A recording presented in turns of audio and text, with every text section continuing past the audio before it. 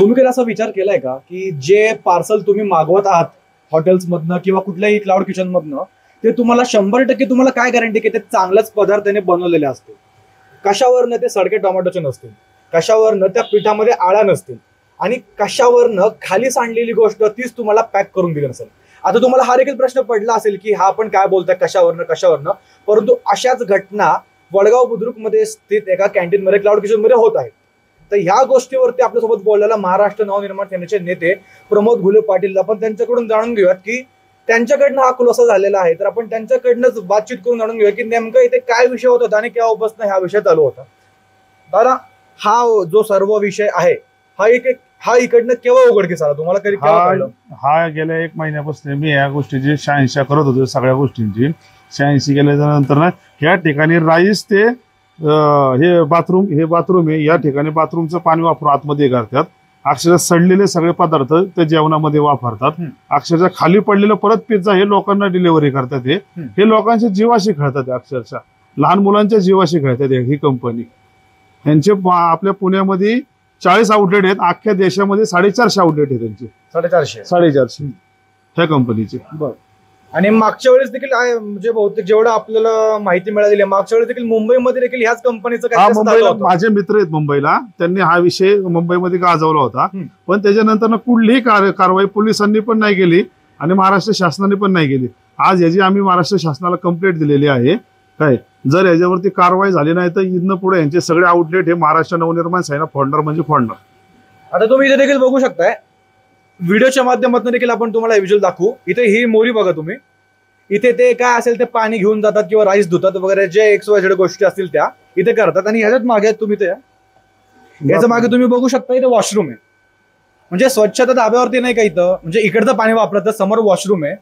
हे अनहायजिनिक आहे. म्हणजे आता जी लोक हा व्हिडिओ बघतात, तुम्ही मागवताना पिझ्झा मागवता, बर्गर मागवता किंवा जे काही खाण्याच्या गोष्टी मागवता, परंतु त्या कशा बनवल्या जातात ह्याचा अंदाजा तुम्हाला नसेल तर हा व्हिडिओ तुमच्यासाठीच आहे. कारण की जीवाची पर्वा इथं करत नाहीयेत हे प्रशासन. जर आपण बघू तर सडलेले टोमॅटो, ज्या पिठामध्ये आळ्या आहेत त्या तसं पीठ वापरलं जातंय. खालनं उचललेले म्हणजे खाली पडलेले जे पदार्थ आहेत ते उचलतायत आणि तेच पार्सल म्हणून देतात. आता तुम्ही खाताय, तुम्हाला काय माहिती की तुम्ही कुठल्या टोमॅटोच्या खाताय किंवा कुठल्या खाली पडलेल्या अशा गोष्टीचा खाताय. तर दादा, तुम्ही या गोष्टीची FDA ला तक्रार केली आहे का? हो, FDA ला मी तक्रार केलेली आहे मागाशीच. FDA 2 दिवसात काय कारवाई नाही तर मी FDAच्या कार्यालयावरती मी महाराष्ट्र नवनिर्माण सेनेच्या वतीने मोठा मोर्चा नेणार आहे आणि आउटलेट बंद करणार. जर 4 दिवसात आउटलेट बंद नाही झाले, जेवढे असते ना आउटलेट पुणे शहरातले सगळे मी फोडणार म्हणजे फोडणार. इथल्या मॅनेजरशी तुमचं काय बोलणं झालंय? मॅनेजरला आता फोन तेव्हा म्हणला मी 10 मिनिटात येतो. तो येतो इथं 10 मिनिटात. त्याला सगळ्या गोष्टी मी दाखवणार, यांना दाखवलेल्या आहेत. कुठं काय शिजतंय, कुठं काय करते, कुठं पाणी, त्या गोष्टी करतोय मी सगळ्या. पण आता समजा आता मुंबईमध्ये पण एक घटना अशी झाली, त्याच्यानंतर देखील ही दुसरी घटना अशी समोर येते. महाराष्ट्र शासन नक्की करतंय काय मला तेच कळणार. लोकांच्या जीवाशी खेळतंय काय, असल्या कंपन्यांचे हप्ते घेते का काय ते कळत नाही मला. पोलीस प्रशासन करतंय का? पोलीस प्रशासन ह्याच्या आधी 2 वेळा ह्या भागांना कंप्लेंट गेली होती. पोलीस प्रशासनाने काय केलं? कंप्लेंट केली होती 2 या भागात. त्यावेळेस ना इथल्या जवळच्याच पोलीस स्टेशनला 2 वेळा कंप्लेंट गेलेली, तरी पोलिसांनी यांच्यावरती कुठलीच कारवाई केलेली नाही. तुम्हाला काय ह्यातनं म्हणायचं काय, म्हणजे पोलिसांना पण हप्ता चालू आहे? हो, 100% पोलिसांना हप्ता चालू आहे. कारवाई केली असती ना त्यांनी, मग त्यावेळेस कारवाई का करत नाही? ज्यावेळेस इथं कुठला एखादा माणूस आला की एखादा कस्टमर आला की अक्षर त्याला धक्के मारून बाहेर काढतात. आज आम्ही आलो, यांचे दम नाही तेवढं धक्के मारून बाहेर काढायचा. यांचं मी सांगितलं ना, यांचं 2-3 दिवसाचं कारवाई झाली नाही तर यांची सगळे आउटलेट फोडणार आम्ही. फोडणार. आणि तुम्ही आंदोलन करणारे म्हणत होता, तर FDA आता तुम्ही कंप्लेंट आज रजिस्टर करणार. आता FDA किती आता FDA येते तर शेवटी किती दिवसांनी दखल घेते आपल्याला सांगता येत नाही. परंतु FDA ला मी 2 ते 3 दिवसाचा टायमिंग देणार आहे. 3 दिवसात नाही झालं तर FDAच्या ऑफिसवरती मी बसणार, म्हशीत जाऊन बसणार, त्यांच्या दालनात जाऊन बसणार. त्यांचे आउटलेट पहिले महाराष्ट्रातले सगळे बंद करून टाका म्हणणार. महाराष्ट्रातल्या आमच्या मराठी माणसांच्या जीवावरती खेळतात, आमच्या लहान लेकरांच्या जीवावरती खेळतात. त्यांना का करून हे करायचं? हे UP बिहारच्या कंपन्या आहेत, हे देऊन हे करतात. 450 आउटलेट आहे त्यांचे. आजूबाजूला जाता जर आपण हा परिसर बघू तर हा इकडनं एकदम म्हणजे हाकेच्या अंतरावरती सिंहगड कॅम्पस आहे. स्टुडंट सगळा एरिया आहे तो. हो, सगळेच आहेत. सिंहगड कॉलेज बाजूला आहे, भरपूर कॉलेज आहेत आजूबाजूला. इथं नागरिक आहेत, सगळ्या गोष्टी आहेत ना. हे जीवाशीच खेळतात लोकांच्या, तर काय करणार ना त्याला.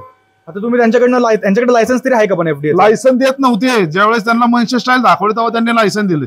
लायसन बी देत नव्हते. तर देत नव्हते लायसन.